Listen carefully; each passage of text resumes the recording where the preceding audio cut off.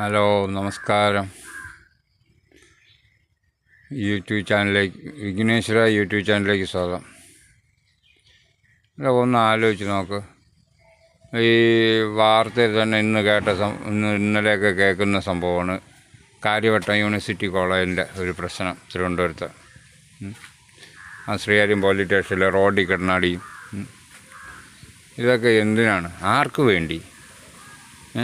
ഇവിടെ സമൂഹത്തിലുള്ള പാവപ്പെട്ട ജനങ്ങൾക്ക് യവന്മാരെ കൊണ്ട് എന്തെങ്കിലും ഈ രാഷ്ട്രീയക്കാരന്മാരെ കൊണ്ടുണ്ടോ? ഇത് ആർക്ക് വേണ്ടി ഈ പിള്ളേരില്ലാതെ നശിക്കുന്നത്, സ്വയം നശിക്കുന്നത്?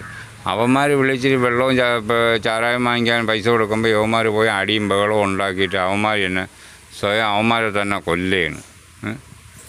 യവന്മാരൊക്കെ ഒരു സമയമാകുമ്പം കുത്തിക്കൊന്നൊക്കെ മരിക്കും. പക്ഷേ ഇവൻ്റെയൊക്കെ അച്ഛനും അമ്മയും കിടന്ന് കഷ്ടപ്പെടുന്നത് എന്തുകൊണ്ട്, എങ്ങനെ ഇതാവും? സ്വന്തം മക്കളില്ലാതാവുമ്പം അച്ഛനും അമ്മയും എന്ത്